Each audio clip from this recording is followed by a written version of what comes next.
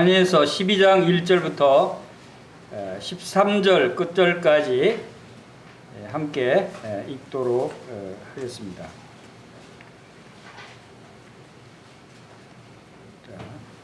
시작. 그때 내 민족을 호위하는 큰 군주 미가엘이 일어날 것이요 또 환란이 있으리니 이는 개국 이래로 그때까지 없던 환란일 것이며 그때야 내 백성 중 책에 기록된 모든 자가 구원을 받을 것이라. 땅의 티끌 가운데에서 자는 자 중에서 많은 사람들이 깨어나 영생을 받는 자도 있겠고 수치를 당하여서 영원히 부끄러움을 당할 자도 있을 것이며 지혜 있는 자는 궁창의 빛과 같이 빛날 것이요 많은 사람을 옳은 대로 돌아오게 하는 자는 별과 같이 영원토록 빛나리라. 다니엘아, 마지막 때까지 이 말을 간수하고 이 글을 봉함하라. 많은 사람이 빨리 왕래하며 지식이 더하리라. 나 다니엘이 본적 다른 두 사람이 있어 하나는 강 이쪽 언덕에 섰고 하나는 강 저쪽 언덕에 섰더니 그 중에 하나가 세마포 옷을 입은 자 곧 강물 위쪽에 있는 자에게 이르되 이 놀라운 일의 끝이 어느 때까지냐 하더라.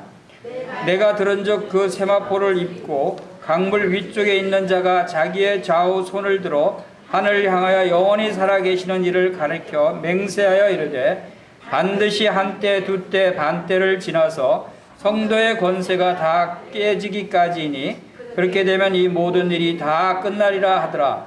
내가 듣고도 깨닫지 못한지라. 내가 이르되 내 주여 이 모든 일의 결국이 어떠하겠나이까 하니 그가 이르되 다니엘아 갈지어다. 이 말은 마지막 때까지 간수하고 봉함할 것임이니라. 많은 사람이 연단을 받아 스스로 정결하게 하며 희게 할 것이나 악한 사람은 악을 행하리니 악한 자는 아무것도 깨닫지 못하되 오직 지혜 있는 자는 깨달으리라. 매일 드리는 제사를 폐하며 멸망하게 할 가증한 것을 세울 때부터 1290일을 지낼 것이요 기다려서 1335일까지 이르는 그 사람은 복이 있으리라. 너는 가서 마지막을 기다리라. 이는 내가 평안히 쉬다가 끝날에는 내 몫을 누릴 것임이라. 아멘.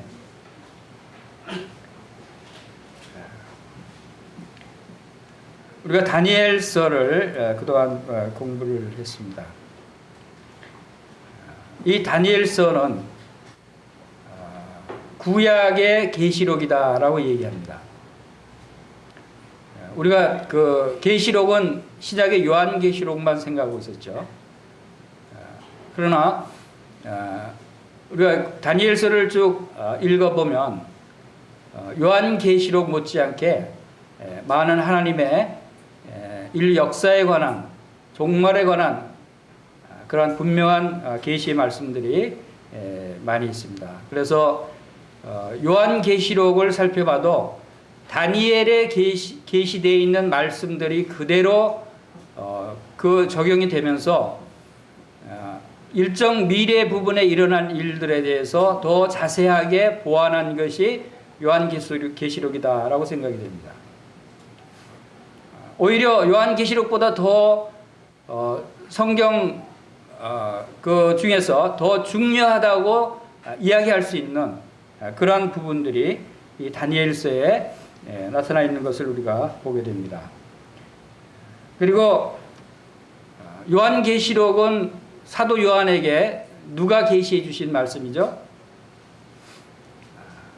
예수 그리스도께서 사도 요한에게 계시해 주신 내용입니다. 다니엘의 계시는 누가 주셨습니까? 다니엘은 초반에 꿈의 해석을 통해서 여러 가지 하나님께서 직접 주신 부분도 있고 그러나 이 종말에 관한 이 중요한 부분들은 대부분 예수 그리스도께서 주셨어요. 다니엘에게. 그래서 요한계시록의 계시의 일정표와 다니엘의 계시록의 일정표가 그대로 일치가 됩니다. 그리고 일부분은 그 말씀 구절들이 똑같이 요한계시록에도 나와요. 그것은 같은 분이 계시해 주신 말씀이다. 즉 바로 다니엘서의 내용도 예수 그리스도께서 다니엘에게 계시해 주신 말씀이고 또 요한계시록도 예수 그리스도께서 계시해 주신 말씀이다라고 하는 것을 우리가 알 수가 있습니다. 자, 요한계시록뿐만 아니라 다니엘서를 통해서 하나님께서 왜 이러한 계시를 우리에게 주셨는가 하는 것을 우리가 생각해 볼 수 있습니다. 우리가 또 호세아서를 읽으면서 호세아서의 중심되는 말씀이 뭐였죠? 호세아서 6장 한번 보겠습니다. 호세아서 6장 3절에 호세아서의 주제가 되는 그러한 말씀에 호세아서 6장 3절 우리 한번 같이 크게 읽겠습니다. 시작. 그러므로 우리가 여호와를 알자. 힘써 여호와를 알자. 그의 나타나심은 새벽빛같이 어김없나니 비와 같이 땅을 적시는 늦은 비와 같이 우리에게 임하시리라 하니라. 호세아를 통해서 하나님께서 하시고자 하는 말씀도 여호와를 알라는 거예요. 우리가 왜 예수님을 믿고 구원받았다고 하면서 여러분 마음 가운데 진정한 평안이 없습니까? 왜 여러분이 놀라운 그 구원과 하늘의 소망을 가졌다고 하면서도 그 삶이 불안하고 두렵고 짜증내고 이 세상 사람들과 별 다를 바 없는 그러한 삶을 살고 있습니까? 그 원인이 뭔가요? 구원이 그렇게 값어치 없는 것인가요? 구원받은 것이 여러분의 삶의 큰 중요한 부분이 되지 않나요?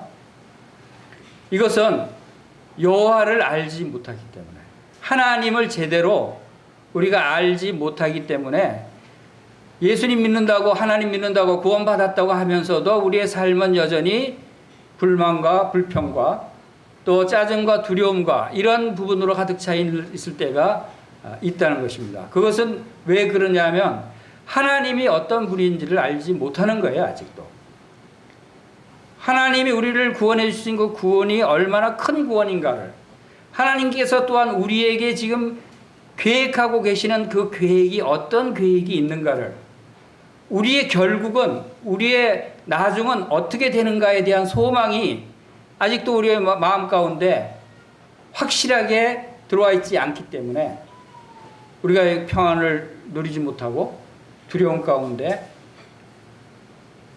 자꾸 믿지 않는 이 세상만 바라보면서 비교하면 짜증나죠. 그것은 우리가 이 세상을 바라봐서는 안 되는 거죠. 여호와를 알아야 됩니다. 여호와를 아는 사람은 여호와를 바라보게 됩니다. 그리고 그분의 약속하신 말씀을 바라보게 됩니다. 저는 다니엘서를 지금 몇 주간 공부하면서 다니엘서가 이렇게 놀라운 성경이었나 하는 생각을 다시 했어요. 다니엘서를 통해서 하나님께서 이 놀라운 계시를, 놀라운 말씀들을 주셨다 하는 것을 깨닫게 되고, 또 지금 이 다니엘서 12장은 이제 그동안 계시한 말씀들에 대한 결론 부분이에요. 결국 마지막 때 일어날 일들에 대해서 요약된 말씀이에요.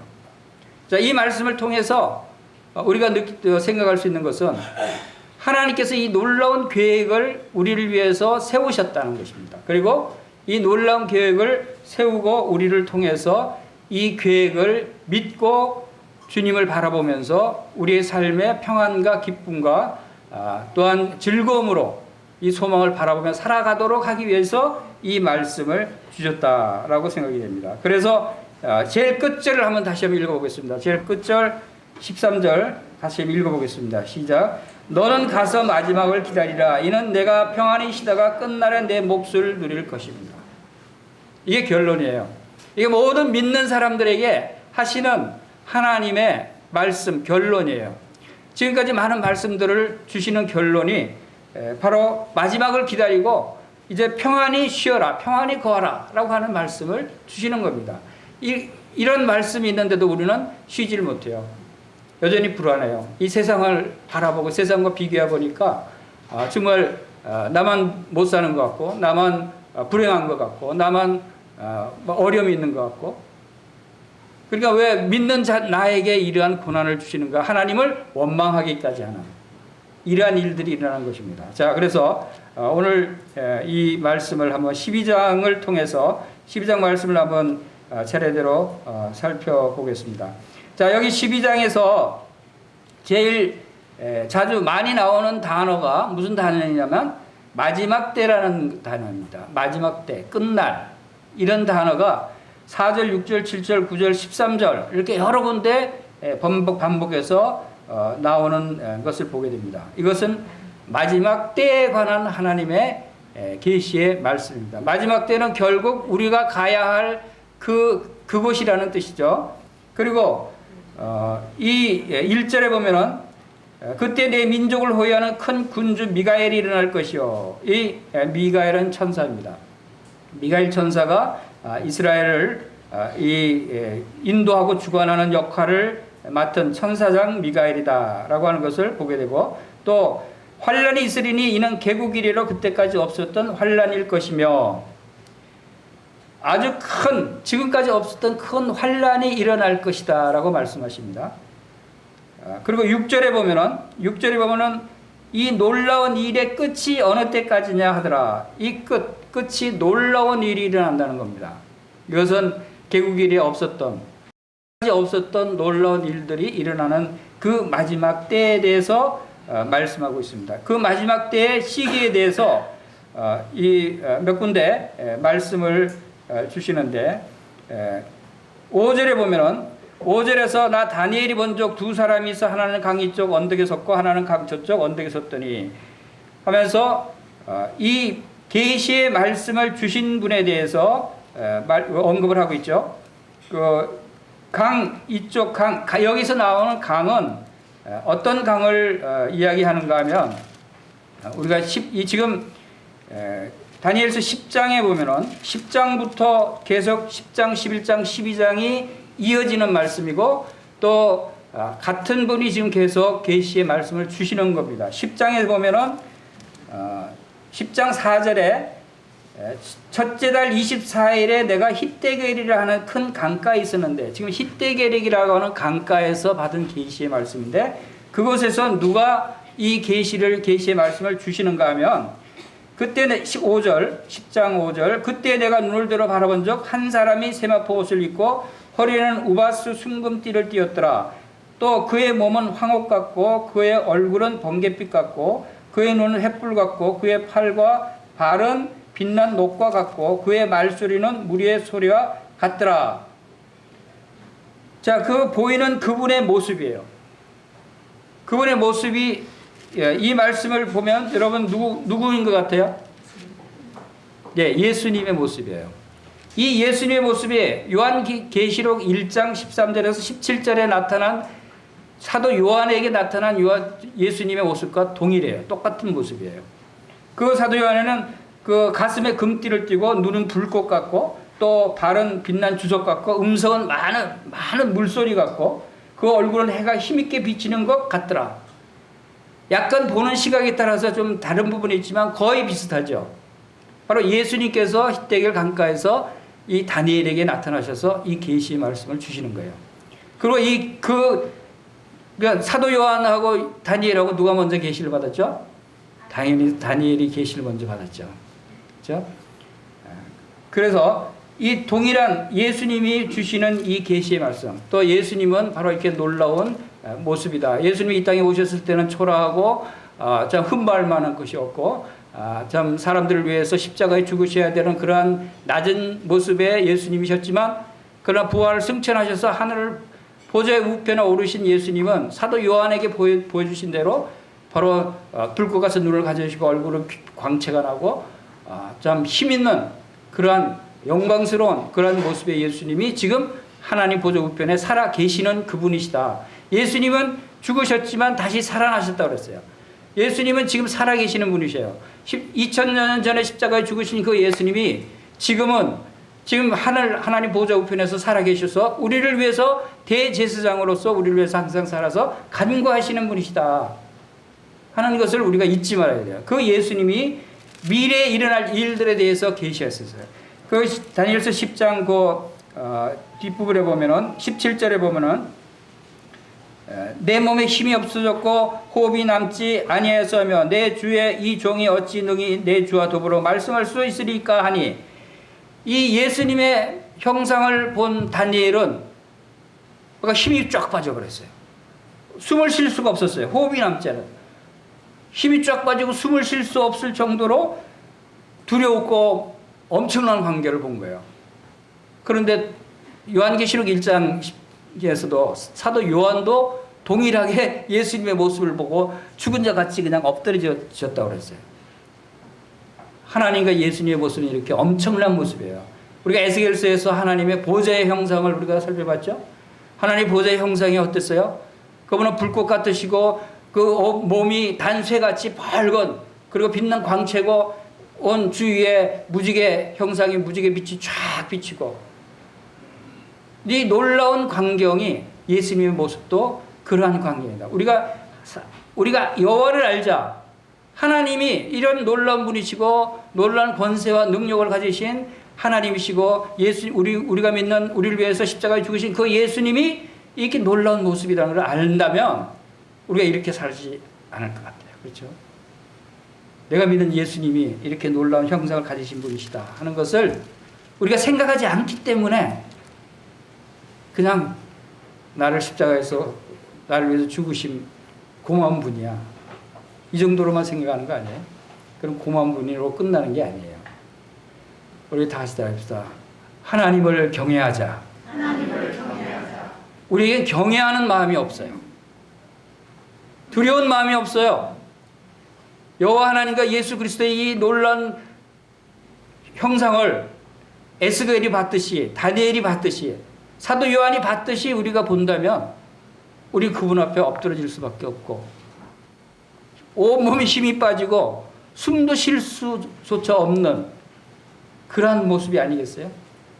그런 놀라운 분이 우리와 함께하고 우리의 아버지 되시고 우리를 도우시고 우리를 구원하신 분이셔요.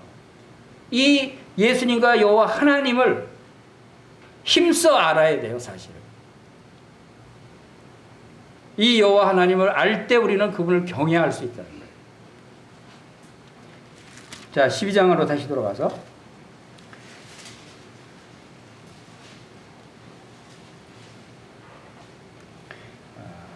이제 12장 7절에 내가 들은즉 그 세마포 옷을 입은 예수님이 강물 위쪽에 있는 자가 자기 좌우 손을 들어 하늘을 향하여 영원히 살아계신 이를 가리켜 맹세하여 이르되, 영원히 살아계시는 하늘에 계신 그분이 누구예요? 하나님이시죠.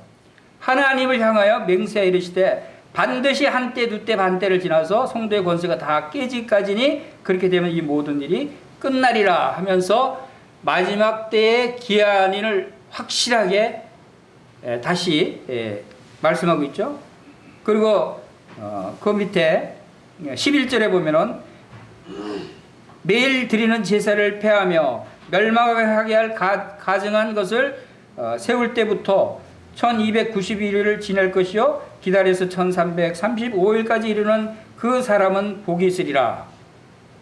자, 이 마지막 때에 일어날, 정말 마지막에 일어날 그 일에 대해서 확실하게 분명하게 강조하고 있습니다. 이것은 우리가 다니엘서 9장에서 70일에 대한 그 예언의 말씀을 들었을 때 이 부분이 포함됩니다. 지난 시간에 우리가 다니엘서 9장을 살펴보면서 70일에 대해서 상세하게 할 시간이 없어서 넘어갔습니다. 오늘 그 70일에 대해서도 잠시 살펴보고, 이 한때 두때 반때 하고 1290일 하고 이 나오는 날짜까지 하면은 이것이 70일의 마지막 남은 한 일회를 나타내는 것이다 하는 것을 알 수가 있습니다. 자, 우리가 여기 지금 이 청사진 하나님의 계획표 전체 부분에서 이 부분에서 그 70일에가 나타나는 그 내용들을 다시 한번 살펴보겠습니다. 이 부분을 보기 전에 자, 먼저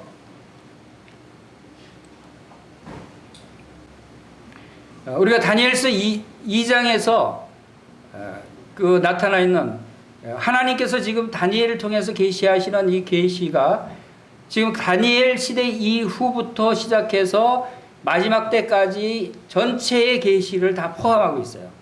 그러니까 인류 역사에 관한 상당히 중요한 계획이죠.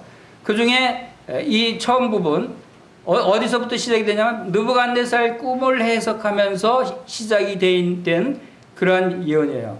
느부갓네살 꿈에서 느부갓네살이 그 꿈에 신상을 봤는데 머리는 정금으로 되고 그 가슴은 은으로 되고 또 이 허리 부분은 이 노수로 나왔고 이렇게 해서 이 은과 녹과 쇠 이 부분을 보여줬어요. 그래서 이 부분이 이 정금으로 되어 있는 머리 부분이 바벨론 제국을 의미하고 바벨론 제국이 이제 쓰러지고 이어서 페르시아 제국이 이어지고 페르시아 제국이 또 멸망되면서 노신 헬라 제국이 이어지고 또 헬라 제국이 무너지고 로마 제국이 이어지고 하는 이것을 계시를 하신 거예요. 이것이 이미 수백 년, 이 제국들이 일어나기 수백 년 전에 계시를 했는데 실제로 그대로 이루어졌어요.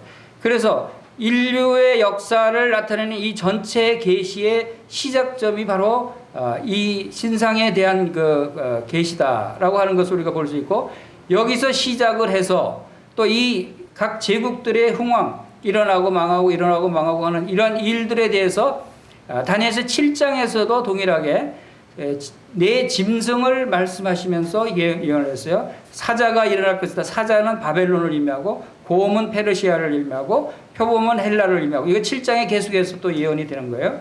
그래서 짐승은 로마 제국, 그리고 또 흉측한 그런 왕들이 일어나고 로마 제국이 이 재건되는 이러한 일들이 역사적으로 쭉 지금까지 이어져 왔는데, 실제 지금 우리가 살고 있는 시대는 어느 시대죠? 은혜 시대의 끝부분이에요. 지금 2019년도가 이 부분에 해당된다고. 은혜 시대가 끝나갈 무렵이다. 그러면 지금부터 한 2500여 년 동안 이 계시가 이어져 왔고, 그동안 이 계시가 틀리지 않고 다 이루어져 왔다는 사실이에요. 놀랍죠? 2500년 동안에. 이때부터 바벨론, 페르시아, 헬라 이 제국들이 멸망하고 다시 세워지고 하는 이 일들이 또 지금까지 다 이루어져 왔는데, 나머지 부분만, 앞으로 일어날 부분들만 아직 이루어지지 않았다라고 생각을 해보면, 여러분 지금까지 이루어졌는데 나머지 부분은 이루어지겠어요? 안 이루어지겠어요? 이루어진다는 것입니다. 이건 누가 생각해도 지금까지 100% 다 이루어졌다면 앞으로 일어날 일들에 대해서도 다 이루어질 것이라고 우리가 알 수가 있죠. 자, 이 하나님의 이 계획은 반드시 이루어진다라고 하는 것을 분명히 예수님께서도 말씀을 하신 것을 봅니다. 그래서 이 말씀을 이루어질 것을 우리가 알고 있고, 이제 여기서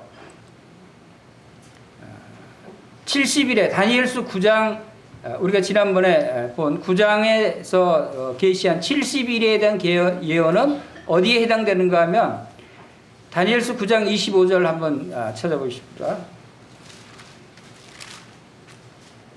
다니엘서 9장 25절. 그러므로 너는 깨달아 알지니라. 예루살렘을 중군하라는 영이 날 때부터 기름 부음을 받은 자 곧 왕이 일어나기까지 7이래와 62이래가 지날 것이요 그 곤란한 동안에 성이 중건되어 광장과 거리가 세워질 것이며 라고 말씀하셨습니다. 이 다니엘의 70이래를 기한으로 정하셨다고 그랬고, 이 기한을 어느 때까지로 정하셨냐면 시작점이 예루살렘을 중건하라는 영이 날 때부터 계산을 하라는 거예요. 그때부터 70일이라는 것은 1에는 7을 의미하는데, 1에는 7을 의미하죠. 7을 의미하는데 한 1회를 7년으로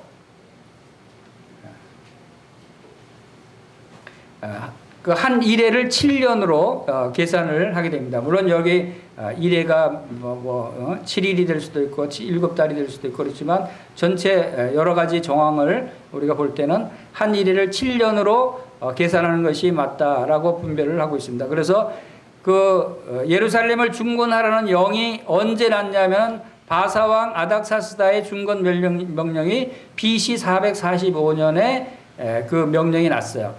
그때부터 계산해서 7일회가 지나고 62일회가 지난다고 했습니다. 그리고 합하면 483년이 지나게 됩니다. 그때 하면 기름 부음 받은 자 곧 왕이 일어나기까지 그랬죠. 기름 부음 받은 자는 우리가 잘 알 수 있죠. 누구죠? 예수님이시죠. 예수님이 기름 부음 받은 자로 이 땅에 오셨어요. 그 예수님이 일어나기까지 전부 69일회가 지날 것이다. 7일회, 62일회. 그러면 그 기간 동안을 계산을 하면 바로 예수님이 십자가에서 죽으시고 승천하신 때까지, 그때까지가 이 69일회가 정확하게 그 기간이 딱 떨어지는 것을 우리가 확인할 수 있어요. 놀랍죠? 기름 부음 받은 자가 끊어질 그때까지 바로 26절에서 62일의 후에 기름 부음 받은 자가 없어질 것이요. 이때까지 예수님이 십자가에 죽으실 때까지가 이제 69일회가 지나간 거예요. 나머지 70일회 중에 한 일회가 남았는데 그 한 일회에 대한 말씀은 그 사이에 9장 26절에 장차 한 왕의 백성이 와서 그 성읍과 성소를 무너뜨리려니와 기름 부음 받은 자가 끊어진 후에 한 왕의 백성, 이것은 로마 왕의 장군 티투스의 장군이 바로 이 예루살렘을 침공을 해서 예루살렘 성과 성전을 완전히 무너뜨려서 아주 멸망하게 하는 그러한 일이 실제로 있었는데 그것이 AD 70년경이었어요. 자, 이 일까지, 그 성과 성소를 무너뜨리는 일까지 예언을 했는데 그 예언이 이루어졌어요. 그리고 이제 이것은 그 남은 한 일에 속하지는 않은 내용인데, 이제 그 남은 한 일에 동안에 언약을 굳게 맺고 이제 그 일의 절반에 제사와 예물을 금지할 것이며 이미 정한 종말까지 진노가 황폐하게 하는 자에게 쏟아지리라 라고 하는 이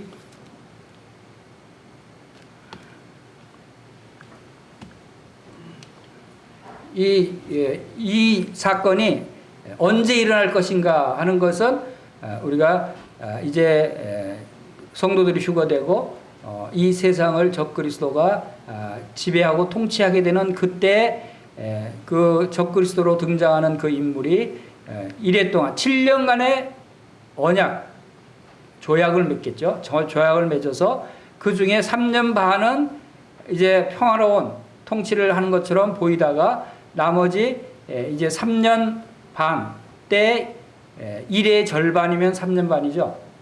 그래서 아까 우리가 다니엘서 12장에서 한때, 두때, 반때라고 기한을 말씀하신 것이 3년 반을 의미합니다. 이 3년 반 동안에 3년 반이 지나고 나면 그때부터는 자기가 성전에서 제사도 금지시키고 예물 금지시키고 이제 자기가 하나님이다라고 하면서 자기가 예배를 받으려고 하는, 숭배를 받으려고 하는 이러한 모습을 드러냅니다. 그것이 적그리스도의 마지막 모습이죠. 그때가 이 대환란 3년 반 후반에 일어날 사건이다라고 하는 것을 우리가 여기서 볼 수가 있습니다. 다니엘서 12장으로 돌아가면, 자, 이러한 그 시간표대로 진행이 되면서 우리가 지금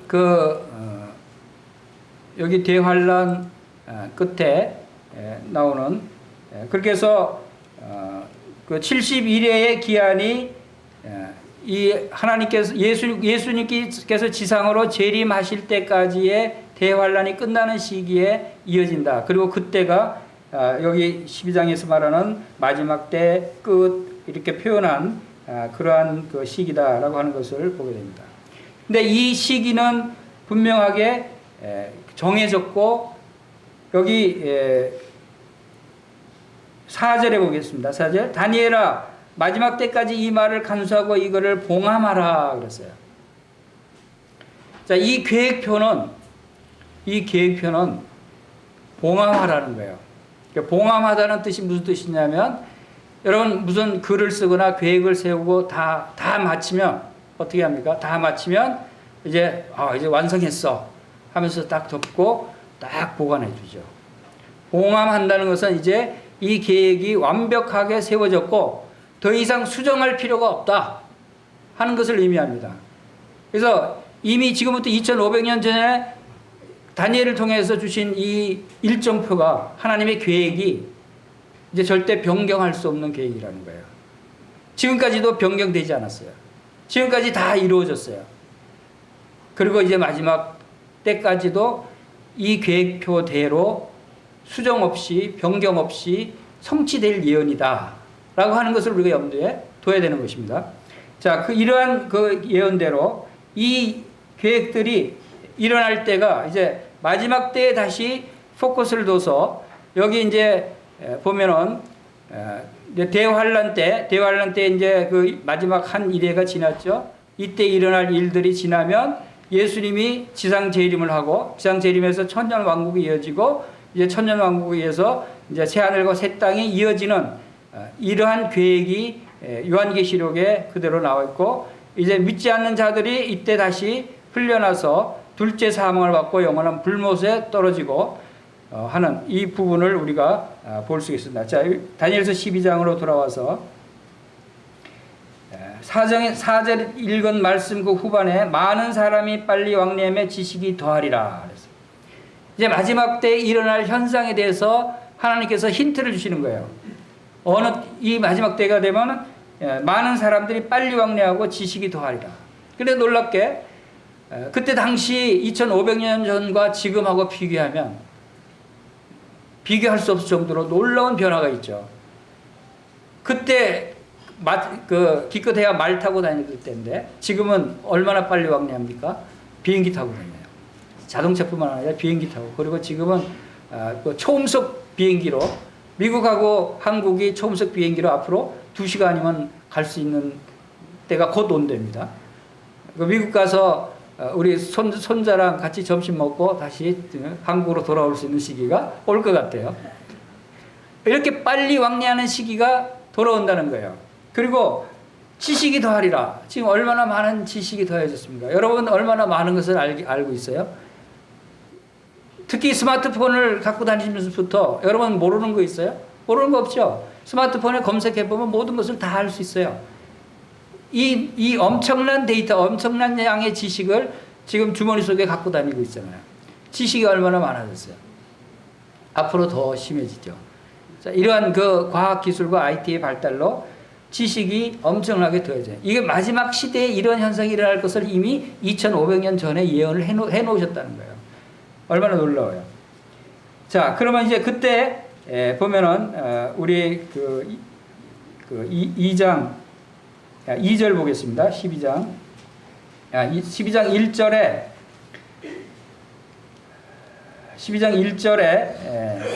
1절 후반에 그때까지 없었던 환란일 것이며 그때 내 백성 중에 책에 기록된 모든 자가 구원을 받을 것이라 하는 말씀입니다. 마지막 때 그 구원을 받는 사람이 어떤 사람들인가에 대해서 말씀하고 있어요. 어떤 사람들이 구원을 받는다고요? 책에 기록된 모든 자. 자, 이 책은 어떤 책인가? 여기 그림에 백보자의 심판 옆에 책들이 있고 생명책이 있어요. 보이십니까? 예, 책들이 있고 생명책이 있어요. 이것은 이제 요한계시록에 나타내는 말씀인데, 요한계시록 20장 한번 보겠습니다.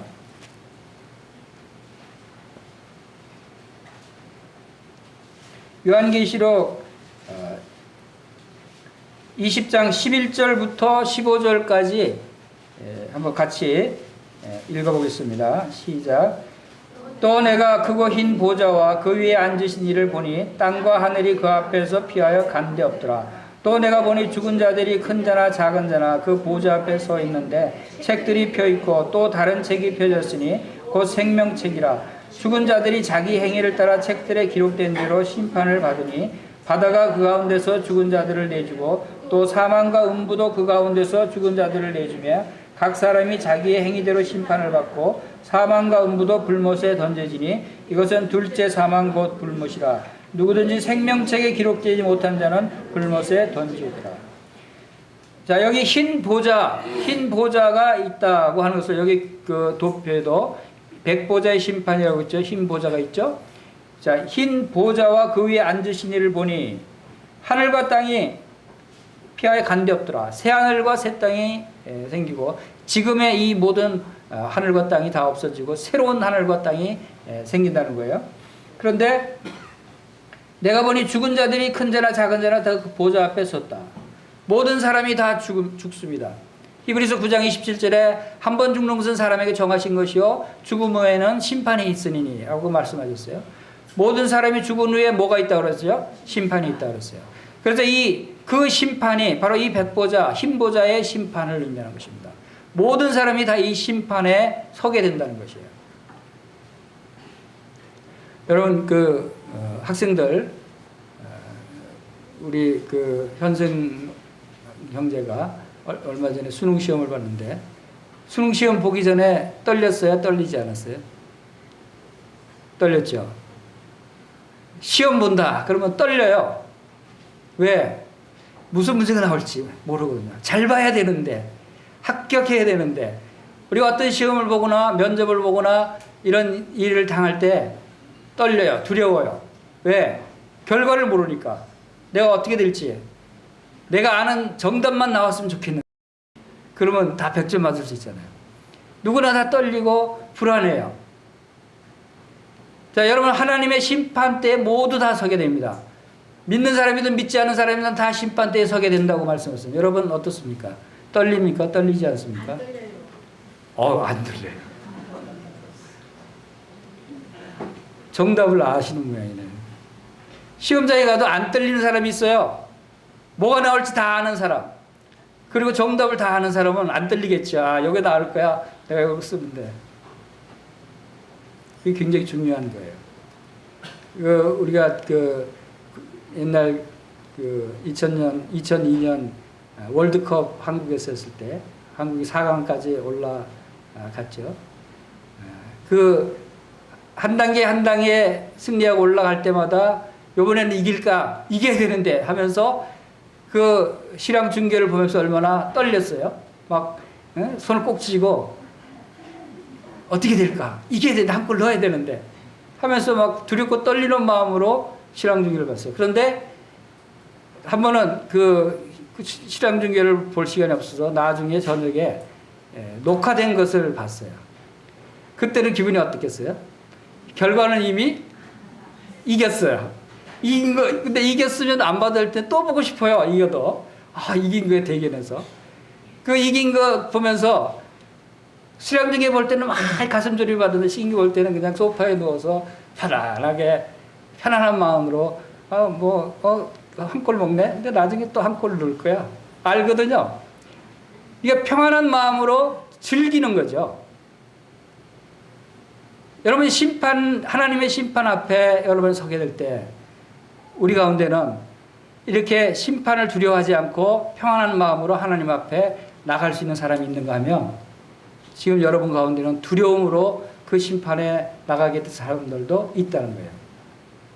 어떤 사람이 두려운 마음을 갖고 나가게 됩니까? 어떤 사람이 평안한 마음으로 즐거운 마음으로 하나님의 심판대에 나갈 수 있을까요? 우리 여기 뭐라고 그랬어요? 이 보좌에 책들이 펴 있는데 그랬어요. 또 다른 책이 펴졌으니 곧 생명책이라. 두 가지 종류의 책이 있어요. 하나님의 심판의 보좌 앞에는. 그 두 가지 책이 하나는 책들로 표현이 되어 있어요. 그리고 하나는 생명책이 있어요. 여러분은 어느 책에 여러분의 이름이 기록되어 있는 것을 아십니까? 그것을 아는 사람은 달라져요. 여러분 이것이 굉장히 중요한 이야기입니다. 여러분이 여기 책들을 했는데 그 다음에 보면은 생명책이라 죽은 자들이 자기 행위를 따라 책들에 기록된 대로 심판을 받으니 하면서 책들에 대해서 다시 설명을 하는데 그 책들은 어떤 책들인가 하면 자기 행위를 따라 기록되어 있는 책이에요. 행위들이 기록되어 있는 책들이에요. 그리고 생명책에는 행위가 기록되어 있다는 말이 있어요, 없어요? 없어요. 진짜 생명책에는 여러분이 행한 모든 일들이 기록되어 있을까요? 기록되어 있지 않았을까요? 여러분이 행한 일들이 생명책에 기록됐을까요? 기록되어 있지 않았을까요? 왜 대답을 못하시지? 자, 여러분의 행위들이 기록되어 있다면 여러분 천국 가겠어요? 지옥 가겠어요? 근데 생명책에 행위가 기록되어 있다면서요? 그러면 그 행위로 여러분의 행위가 지금까지 살아면서 행위를 한번 생각해 보세요. 어떤 행위들이에요? 그 행위들로 천국 갈 수 있습니까? 없습니까? 우리가 행한 행위들로 천국 갈 수 있는 사람은 아무도 없어요. 아무도 없다고 말씀하셨어요. 근데 저는 주님께 감사한 것이 여기 생명책에 행위가 기록되어 있다는 말씀이 없어요. 그리고 다른 책들에는 행위가 기록되어 있다는 말씀이 있어요.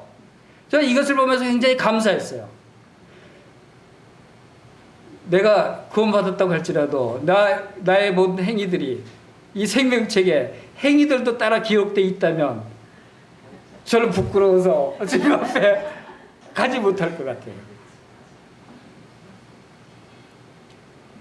주님이 새 언약에서 뭐라고 말씀하셨어요? 내가 다시는 너희 죄를 기억하지 않겠다. 그래서 주님이 새 언약에서 다시 우리의 죄를 기억하지 않겠다라고 선포하셨어요. 그런데 생명책에 우리의 죄들을 다 기록해 놓으셨겠어요? 안 해놓으셨겠어요? 그리고 하나님의 약속이 틀리잖아요. 기억하지 않겠다고 했는데 생명책에 우리의 죄를 다 기록해 놓으셨다면 약속이 틀리잖아요. 그래서 저는 감사했어요. 주님, 생명책에는 오직 우리의 이름만 기록되어 있군요. 우리 그 이름은 바로 하나님과 아들 예수 그리스도와 또 성령님을 통해서 침례를 받은 거룩한 하나님의 자녀가 된 나의 이름이 거기에 올라져 있다는 거예요. 거기에 올라져 있는 사람의 이름은 영원한 거룩한 자라고 그랬고, 영원히 의로운 자라고 그랬고, 영원한 속죄를 받은 자라고 그랬어요. 그런데 이제 그 다른 거기에 생명책에 되었다는 확신이 없는 분들은 그 나머지 행위들이 기록된 책에 기록이 되어 있어요. 그 책에는 여러분의 이름과 여러분의 지금까지 행한 모든 행위들이 다 기록되어 있어요. 그러면 여러분들이 어떤 심판을 받을까요? 여러분들이 여기 보면은 어디로 간다고요? 13절에 바다가 그 가운데서 죽은 자들을 내주고 또 사망과 음부도 그 가운데 죽은 자들을 내주매 각 사람이 자기 행위대로 심판을 받고 사망과 음부도 불못에 던져지니 이것은 둘째 사망 곧 불못이라. 누구든지 생명책에 기록되지 못한 자는 불못에 던져지더라. 여러분, 그 행위에 대로 심판을 받으면 우리는 다 불못에 던져질 수밖에 없는 그러한 죄인들이에요. 사탄 마귀도 바로 불못에 던져지게 됩니다. 이러한 놀라운 하나님의 은혜가 우리에게 있다는 것입니다. 여러분 자신이 내가 어느 책에 기록되어 있는가를 분명하게 알아야 됩니다. 그럴 때 여러분의 삶이 달라진다 하는 것입니다. 우리 다니엘서 12장으로 돌아와서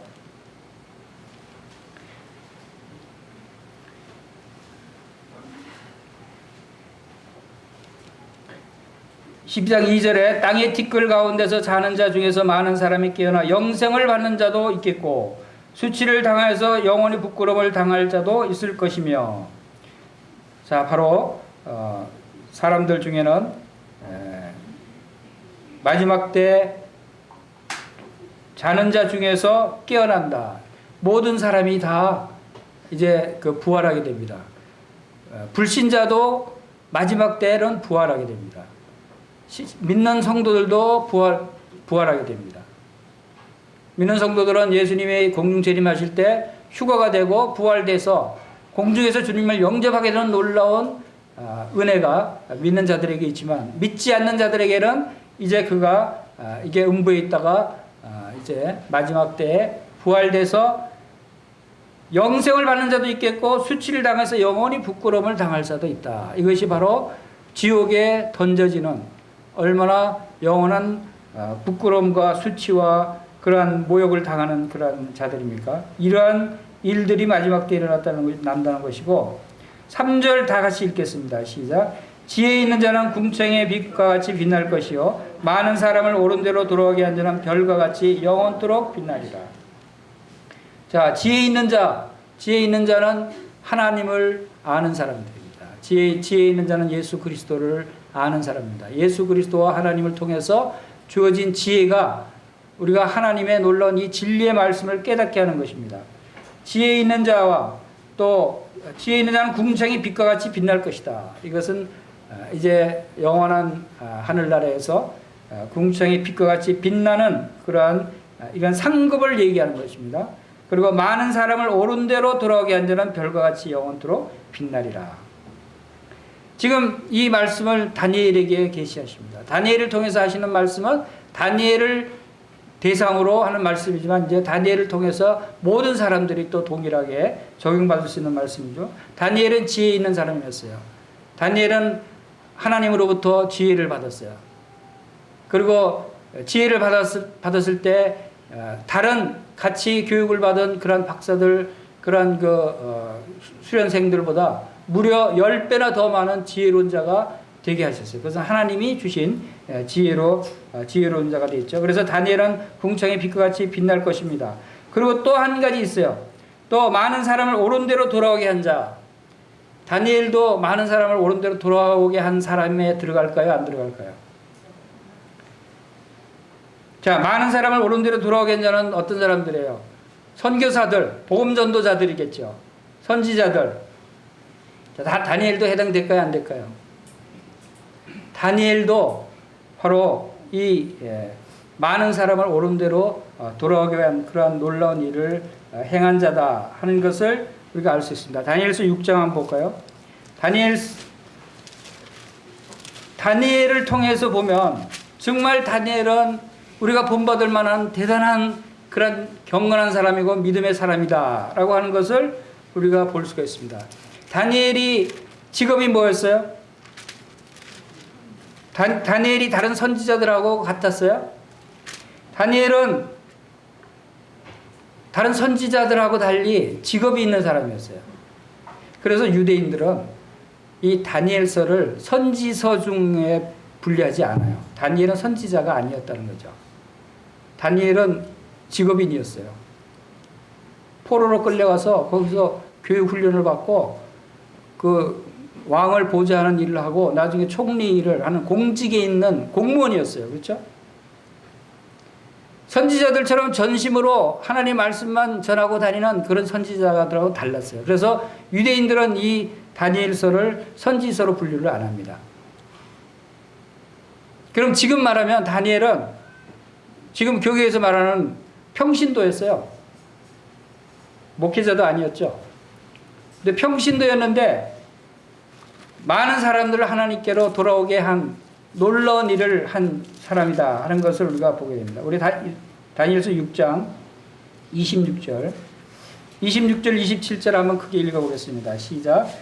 내가 이제 조서를 내리노라. 내 나라 관할 아래에 있는 사람들은 다 다니엘이 하나님 앞에 떨며 두려워할지니 그는 살아계시는 하나님이시여 영원히 변하지 않으시며 그의 나라는 멸망치 아니할 것이요 그의 권세는 무궁할 것이며 그는 구원도 하시며 건져내기도 하시며 하늘에 쓰든지 땅에 쓰든지 기사를 행하시는 이로써 다니엘을 구원하여 사자의 입에서 벗어나게 하셨습니다.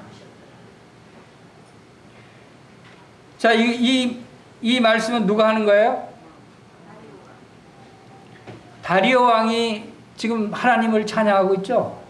그리고 그 다리오 왕이 메데바사 그 넓은 제국, 그 당시의 세계에서 가장 큰 제국이었죠.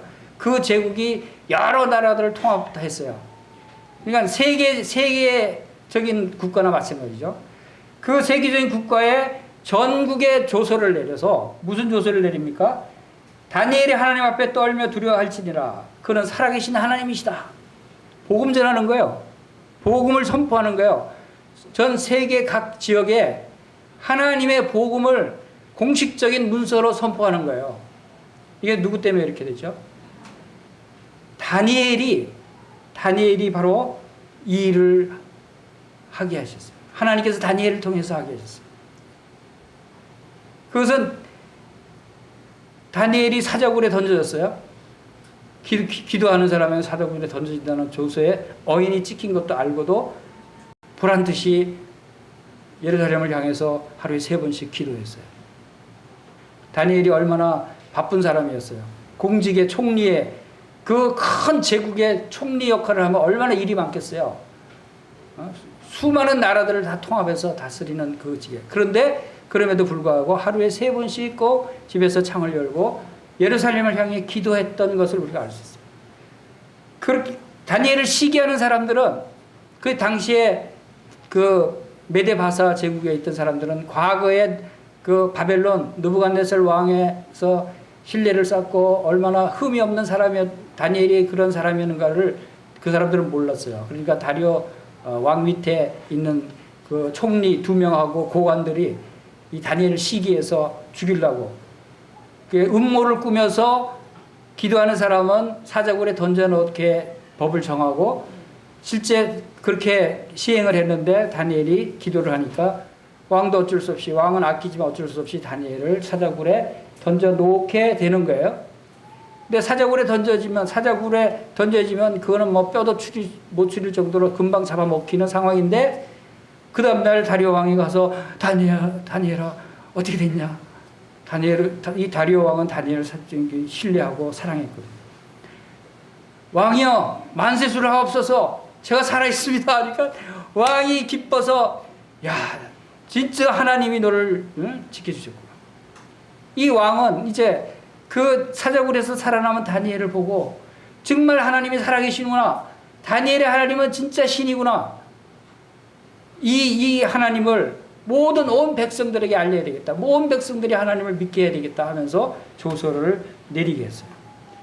다니엘이 세계 선교자보다 더 전 세계를 선교한 거죠. 다니엘이 그 행동으로, 그 믿음으로. 그뿐만 아니죠.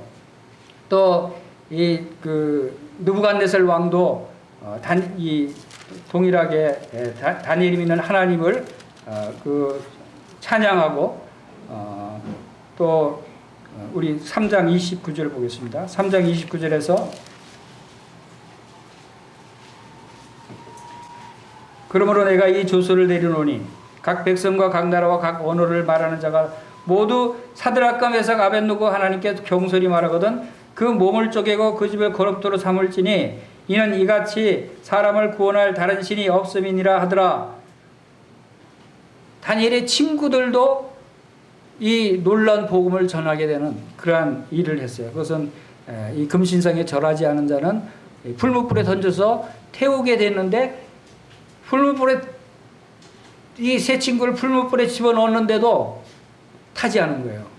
오히려 그 안에서 어떤 한 사람이 있어서 4명이 왔다 갔다 하는데 도로 나오라 그래서 보니까 전혀 불에 거슬리지도 않고 그 예수님이 그들과 함께 하심으로 그들이 불에 타지 않게 했어요. 그 풀무불이 가짜 불이었냐? 아니에요. 풀무불에 그 세 친구들을 집어넣으려고 같이 거들었던 사람들은 조금 불이 붙었음으로 해서 그냥 온통 다 타서 다 타 죽었어요. 다른 사람들은. 가짜 불이 아니죠. 진짜 풀무불에서 전혀 거슬리지도 않고 타지도 않고 나오게 하신 그 하나님, 이 하나님을 이 느부갓네살 왕은 찬양합니다. 각 백성과 각 나라 언어를 말하는 모든 사람은 이 하나님께 경솔히 말하지 말고 그 하나님을 찬양하라. 이런 일들이 여러분 지금 느부갓네살 왕과 다리오 왕과 그 바벨론의 많은 사람들이 이 다니엘과 그 친구들의 믿음의 모습, 삶의 모습을 통해서 하나님을 믿게 되는 이 놀라운 일이 일어난 것을 우리가 보게 됩니다. 그러면 여러분들도 이와 같은 선교사가 될 수 있어요, 없어요? 많은 사람들이 나는 뭐 직장에 다니니까 일하니까 내가 어떻게 복음을 전해, 내가 어떻게 선교사가 돼, 나는 가정 주부인데 뭐 내가 무슨 선교 복음을 전할 수 있겠어? 내가 학생인데 이렇게 합니다. 다니엘은 여러분들보다 더 바빴어요. 더 많은 일을 했잖아요. 그럼 어떻게 선교를 해요? 우리가 처해 있는 그곳이 어느 곳이든 그곳에 나와 관계하고 있는 사람들을 통해서 하나님을 나타내는 거예요. 너희가 서로 사랑하면 이로써 모든 사람이 너희가 내 제자인 줄 알리라 라고 얘기했었죠. 우리가 서로 사랑하고 그들을 사랑하고 그들에게 그리스도의 향기, 그리스도의 향기가 뭡니까? 우리의 삶이 경건한 삶의 모습을 통해서 그들에게 그리스도를 나타내는 거예요. 그러한 삶을 통해서 그들이 예수 그리스도를 믿게 되고 하나님을 찬양하게 되는 거예요. 느부갓네살 왕처럼, 다리오 왕처럼. 다리오의 그 삶의 모습을 통해서 전도가 되는 거예요. 세계 선교를 할 수 있는 거예요.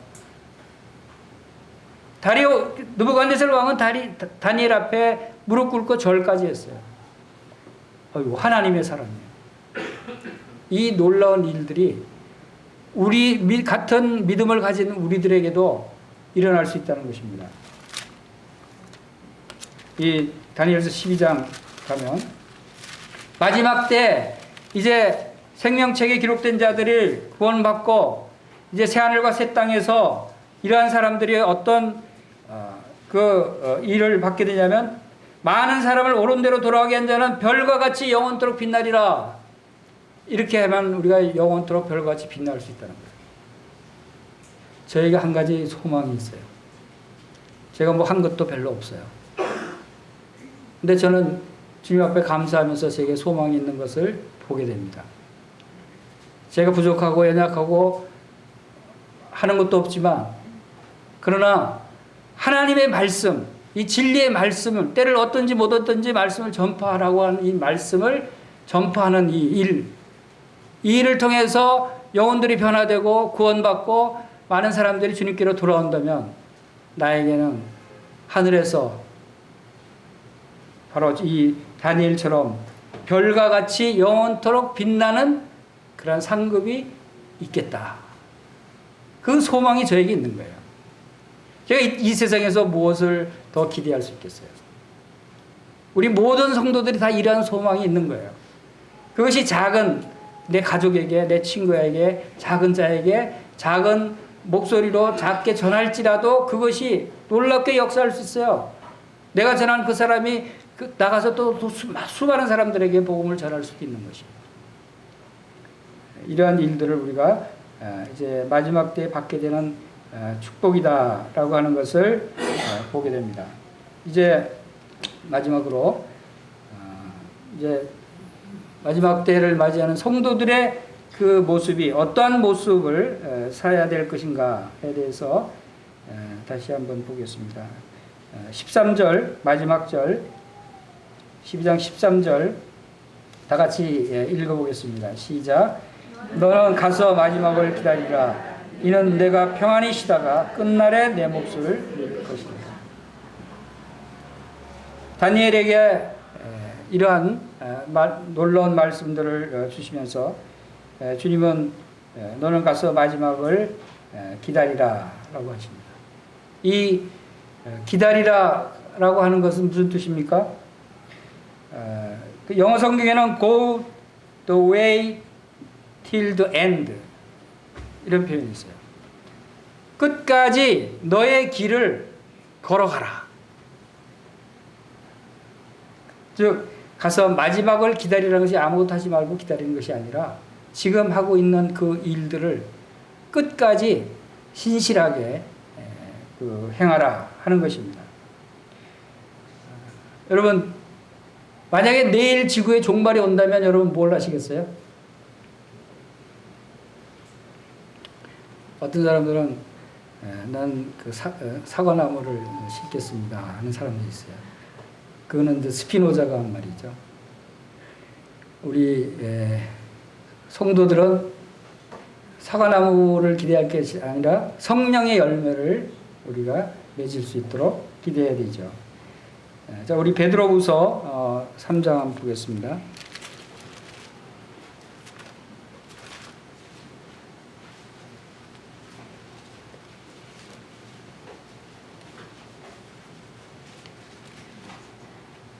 베드로후서 3장 8절부터 14절까지 함께 읽겠습니다.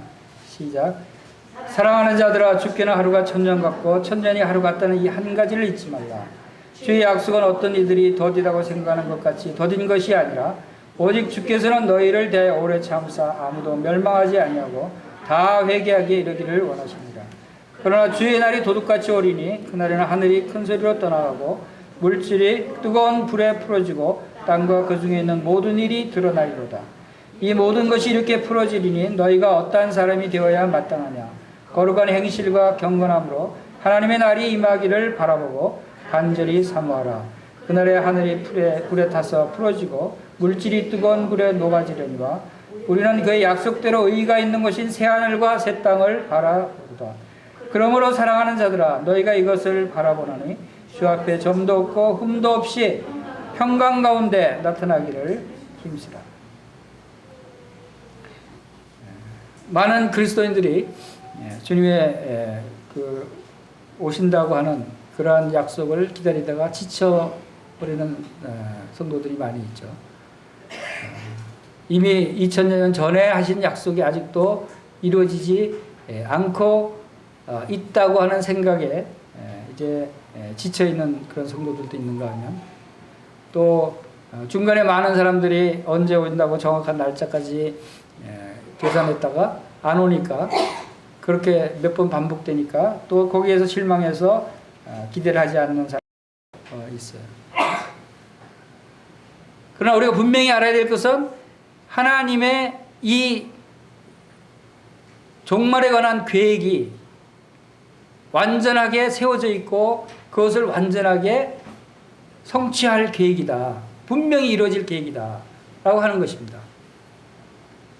그리고 그것은 우리가 이미 미래에 대해서 이것을 믿는다면 우리의 미래, 우리의 장래, 우리의 모습을 그려볼 수 있지 않겠어요?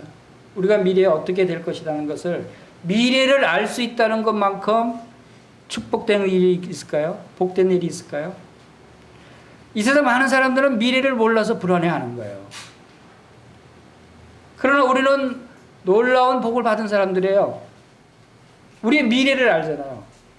여러분, 미래가 이제 영원한 나라에서 영원히 하나님과 함께 영원한 영생 복락을 누리고 많은 상급을 받게 되는 우리의 영원한 생명이 있다고 하는 이 사실이 얼마나 놀라운 사실이에요.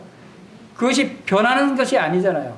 생명책에 기록되어 있다는 것이 변하는 것이 아니라는 거예요.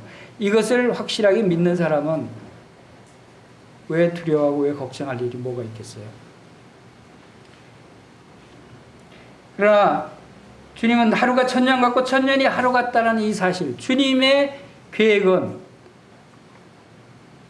천년이 흐르고 2000년이 흘렀지만 그러나 그 계획표는 여전히 유효하다는 거예요. 그리고 이제 구체적으로 기한을 정해서 기한대로 행하실 그 계획이 바로 말씀을 통해서 우리에게 주어졌다는 것입니다. 그리고 9절 후반에 너희를 대하여 오래 참으사 아무도 멸망하지 아니하고 다 회개하게 이르기를 원하십니다. 주님이 지금 기다리고 계시는 것은 아무도 멸망치 않고 다 회개하기에 이르기를 원하신다는 거예요. 우리 가운데 이러한 그 생명책에 기록되어 있다는 확신을 갖지 못하시는 분이 계시면 예수님께로, 하나님께로 회개하고 돌아오시기 바랍니다. 이것은 하나님이 원하시는 거예요. 하나님이 여러분이 하나님께로 돌아가기를 지금도 기다리고 계신다는 거예요. 아무도 멸망하지 아니하고 다 회개하기를 하나님이 원하신다고 말씀을 분명히 하고 있습니다. 그리고 성도들에게는 11절에 보겠습니다. 11절 다시 한번 읽어보겠습니다. 시작.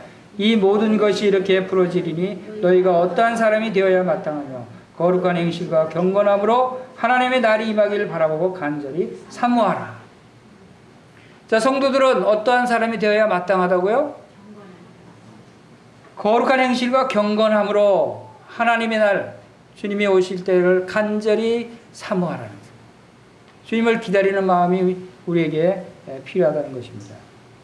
우리가 때로는 많은 고난과 어려움들이 우리 가운데 있을 수 있어요.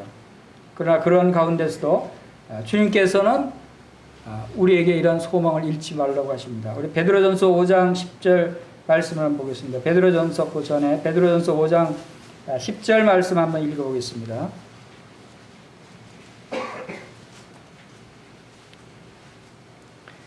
같이 읽겠습니다. 시작. 모든 은혜의 하나님 곧 그리스도 안에서 너희를 부르사 자기의 영원한 영광에 들어가게 하신 이가 잠깐 고난을 당한 너희를 친히 온전하게 하시며 굳건하게 하시며 강하게 하시며 토를 견고하게 하시리라.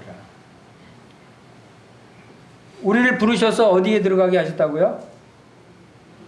다시 따라합시다. 영원한 영광에 들어가게 하셨다. 이건 하나님의 말씀이에요. 영원한 영광, 생명책에 기록돼서 마지막 심판 때에는 우리를 영원한 하나님 나라에 들어가게 하신다는 약속의 말씀 아닙니까? 그분이 지금 우리가 아직 이 세상 살 때 고난이 있죠. 누구나 고난이 다 있을 수 있어요. 그런데 그 고난은 어떤 고난이라고요? 잠깐 받는 고난이다. 이 세상은 곧 이제 끝나갑니다. 이제 우리가 고난이 길지 않아요. 잠깐 받는 고난을 당한 너희를 우리를 친히 온전케 하십니다. 때로는 많은 그리스도인들이 이런 놀라운 약속을 받고서도 그 기쁨을 누리지 못하고 평안하지 못하고 살아가는 것은 이런 고난 때문이죠. 우리가 감당할 수 없는 고난을 허락하는 분이 아니셔요, 주님. 우리 군대 생활하신 분들은 그런 말을 잘 할 거예요. 군대에서 많은 핍박이 있고 고참으로부터 많은 어려움을 당하고 핍박을 받을 때가 있어요. 그럴 때 그 속으로는 뭐라고 얘기하고 있는 줄 아세요? 아무리 개가 짖어도 국방부 시계는 돌아간다. 개가 짖어도 국방부 시계는 돌아가는 거예요. 시간은 가면 이제 때가 되면 나는 제대한다는 겁니다. 조금만 더 참으면 제대한다. 우리가 고난받을 때 이런 생각하시기 바랍니다. 아무리 내가 어려워도, 아무리 너희들이 나를 핍박해도, 나에게 어려움을 주더라도 하나님의 시계는 지금도 돌아가고 있다. 하나님이 정하신 그 시간은 돌아가고 이제 끝날 때가 다가오고 있다 하는 생각을 우리가 하게 된다면 지금 잠깐 받는 고난으로 그렇게 두려워하고 슬퍼하지 않아도 되는 것입니다. 전에 그래서 오래전이죠. 옛날에 집이 없을 때 그 아파트 하나를 분양을 받았어요. 분양받기 위해서 이제 중도금 내고 하다 보니까 돈이 없잖아요. 그 다 지어질 때까지 2년 동안 어디가 살아야 되잖아요. 그러니까 월세방에 가서 이제 사는 거죠. 돈은 다 이렇게 정리해서 중도금 내고 잔금 낼 준비하고 해야 되니까 2년 동안 월세방에 살아본 적이 있어요. 그 좋은 데서 애들 데리고 그냥 한 방에 뒹굴고 짜증스럽죠. 지금 생각하면 어떻게 거기에 살았나 생각. 그런데 그때는 짜증스럽고 불평스럽고 그렇게 불만이 있지 않았어요. 단칸방에 그렇게 식구들이 다 오밀조밀 있으면서도. 왜 그랬을까요? 이제 2년만 지나면 나도 내 집이 있다. 나도 아파트가 있다. 그 소망이 있기 때문에 그 좁은 방에서도 즐거운 마음으로 같이 뒹굴 수 있었어요. 우리에게도 우리의 이 삶도 지금 어렵고 고난이 있고 힘들고 할지라도 얼마만 있으면 이제 잠깐 고난이라서 잠깐 후면 우리에게는 영원한 천국에서 주님이 우리를 위해서 처소를 예배하러 가셨어요. 주님이 우리를 위해서 어떤 처소, 어떤 집을 준비하고 계실까요? 주님 뭐 조그만하고 뭐 보잘것없는 거 짓겠어요? 이 세상에 어떤 큰 왕이 갖고 있는 궁전보다 더 큰 궁전을 주님께서 우리를 위해서 짓고 계시라고 생각이 됩니다. 거기에 우리가 곧 들어가요. 잠깐 후면, 잠깐 고난을 받은 후에는 우리를 온전하게 하시고 굳건하게 하시고 강하게 하시고 털을 견고하게 하셔서 그곳에 능히 들어갈 수 있도록 우리를 인도하시는 그러한 하나님이시다 하는 것을 여기서 보게 됩니다. 그래서 이제 다니엘서 12장 마지막 절 말씀대로 너는 가서 마지막을 기다리라. 이는 내가 평안히 쉬다가 끝날에는 내 몫을 누릴 것이다. 13절 다시 한번 읽어보겠습니다. 시작.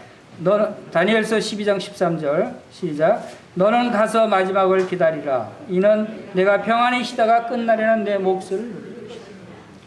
우리에게 주실 몫이 있어요. 우리에게 주실 처소를 예비하고 계셔요. 우리에게 주실 상급이 있다는 것입니다. 이러한 것들을 누릴 수 있도록 이제 평안히 쉬라는 것입니다. 이러한 소망 가운데 여러분들이 올 한 해도 주님 앞에 기쁨으로 이 평안한 가운데 나올 수 있게 되기를 바랍니다. 다 같이 기도하겠습니다.